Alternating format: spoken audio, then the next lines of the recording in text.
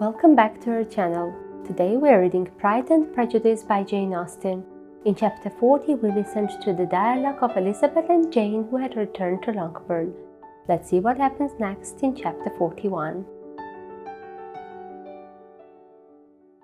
The first week of their return was soon gone. The second began. It was the last of the regiment's stay in Meryton, and all the young ladies in the neighbourhood were trooping apace. The dejection was almost universal. The elder Miss Bennets alone were still able to eat, drink, and sleep, and pursue the usual course of their employments.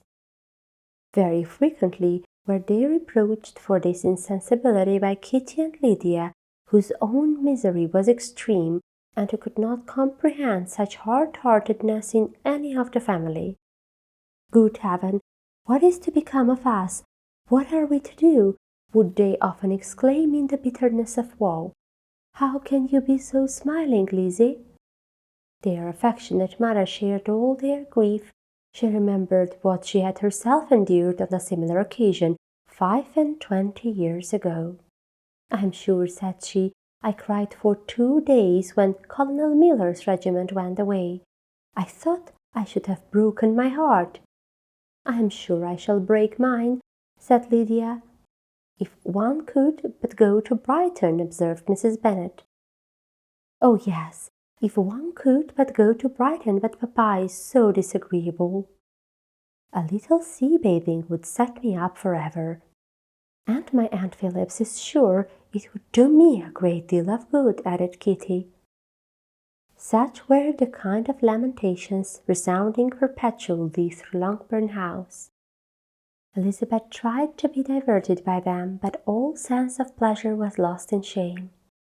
She felt anew the justice of Mr. Darcy's objections, and never had she been so much disposed to pardon his interference in the views of his friend.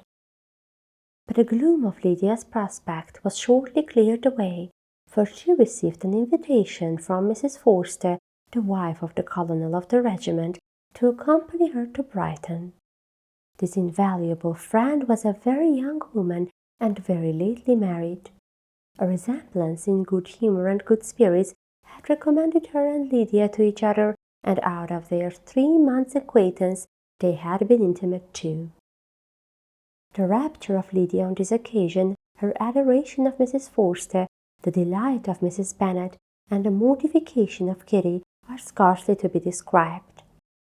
Wholly inattentive to her sister's feelings, Lydia flew about the house in restless ecstasy, calling for everyone's congratulations, and laughing and talking with more violence than ever, whilst the luckless Kitty continued in the parlour repining at her fate in terms as unreasonable as her accent was peevish. "I cannot see why Mrs. Forster should not ask me as well as Lydia," said she. "Though I am not her particular friend, I have just as much right to be asked as she has, and the more too, for I am 2 years older." In vain did Elizabeth attempt to make her reasonable, and Jane to make her resigned.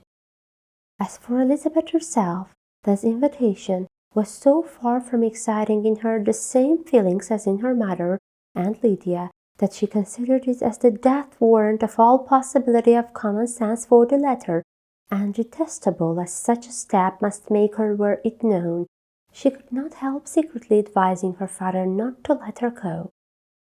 She represented to him all the improprieties of Lydia's general behaviour, the little advantage she could derive from the friendship of such a woman as Mrs. Forster, and the probability of her being yet more imprudent with such a companion at Brighton, where the temptations must be greater than at home. He heard her attentively, and then said, "Lydia will never be easy until she has exposed herself in some public place or other, and we can never expect her to do it with so little expense or inconvenience to her family as under the present circumstances." "If you were aware," said Elizabeth, "of the very great disadvantage to us all which must arise from the public notice of Lydia's unguarded and imprudent manner, nay, which has already arisen from it, I am sure you would judge differently in the affair." "Already arisen?" repeated Mr. Bennet. "What has she frightened away some of your lovers? Poor little Lizzie! But do not be cast down. Such squeamish youths as cannot bear to be connected with a little absurdity are not worth regret. Come, let me see the list of pitiful fellows who have been kept aloof by Lydia's folly." "Indeed you are mistaken. I have no such injuries to resent. It is not of particular but of general evils which I am now complaining. Our importance, our respectability in the world must be affected by the wild volatility, the assurance and disdain of all restraint which mark Lydia's character. Excuse me, for I must speak plainly. If you, my dear father, will not take the trouble of checking her exuberant spirits, and of teaching her that her present pursuits are not to be the business of her life, she will soon be beyond the reach of amendment. Her character will be fixed, and she will, at 16, be the most determined flirt that ever made herself or her family ridiculous. A flirt, too, in the worst and meanest degree of flirtation, without any attraction beyond youth and a tolerable person, and from the ignorance and emptiness of her mind, wholly unable to ward off any portion of that universal contempt which her rage for admiration will excite. In this danger Kitty also is comprehended. She will follow wherever Lydia leads, vain, ignorant, idle, and absolutely uncontrolled. Oh, my dear father, can you suppose it possible that they will not be censured and despised wherever they are known, and that their sisters will not be often involved in the disgrace?" Mr. Bennet saw that her whole heart was in the subject, and affectionately taking her hand, said in reply, "Do not make yourself uneasy, my love. Wherever you and Jane are known, you must be respected and valued, and you will not appear to less advantage for having a couple of, or I may say 3, very silly sisters. We shall have no peace at Longbourn if Lydia does not go to Brighton. Let her go then. Colonel Forster is a sensible man, and will keep her out of any real mischief, and she is luckily too poor to be an object of prey to anybody. At Brighton she will be of less importance, even as a common flirt, than she has been here. The officers will find women better worth their notice. Let us hope, therefore, that her being there may teach her her own insignificance. At any rate, she cannot grow many degrees worse without authorizing us to lock her up for the rest of her life."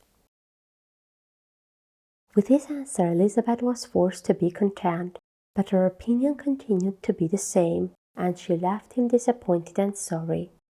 It was not in her nature, however, to increase her vexations by dwelling on them. She was confident of having performed her duty, and to fret over unavoidable evils, or augment them by anxiety, was no part of her disposition. Had Lydia and her mother known the substance of her conference with her father, their indignation would hardly have found expression in their united volubility.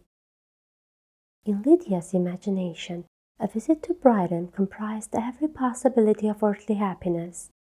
She saw, with a creative eye of fancy, the streets of that gay bathing place covered with officers. She saw herself the object of attention to tens and to scores of them at present unknown. She saw all the glories of the camp, its tents stretched forth in beauteous uniformity of lines, crowded with the young and the gay, and dazzling with scarlet, and to complete the view, she saw herself seated beneath a tent, tenderly flirting with at least 6 officers at once. Had she known her sister sought to tear her from such prospects and such realities as these, what would have been her sensations? They could have been understood only by her mother, who might have felt nearly the same. Lydia's going to Brighton was all that consoled her for her melancholy conviction of her husband's never intending to go there himself. But they were entirely ignorant of what had passed, and their raptures continued, with little intermission to the very day of Lydia's leaving home. Elizabeth was now to see Mr. Wickham for the last time.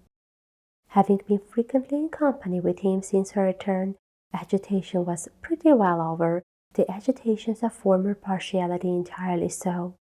She had even learned to detect, in the very gentleness which had first delighted her, an affectation and a sameness to disgust and weary. In his present behaviour to herself, moreover, she had a fresh source of displeasure, for the inclination he soon testified of renewing those intentions which had marked the early part of their acquaintance could only serve, after what had since passed, to provoke her. She lost all concern for him, in finding herself thus selected as the object of such idle and frivolous gallantry, and while she steadily repressed it, could not but feel the reproof contained in his believing that however long and for whatever cause his attentions had been withdrawn, her vanity would be gratified, and her preference secured at any time by their renewal. On the very last day of the regiment's remaining at Meryton, he dined with others of the officers at Longbourn, and so little was Elizabeth disposed to part from him in good humour, that on his making some inquiry as to the manner in which her time had passed at Hunsford, she mentioned Colonel Fitzwilliam's and Mr. Darcy's having both spent 3 weeks at Rosings, and asked him if he was acquainted with the former. He looked surprised, displeased, alarmed, but with a moment's recollection and returning smile replied that he had formerly seen him often, and after observing that he was a very gentlemanlike man, asked her how she had liked him. Her answer was warmly in his favour. With an air of indifference, he soon afterwards added, "How long did you say he was at Rosings?" "Nearly 3 weeks." "And you saw him frequently?" "Yes, almost every day." "His manners are very different from his cousin's." "Yes, very different, but I think Mr. Darcy improves upon acquaintance."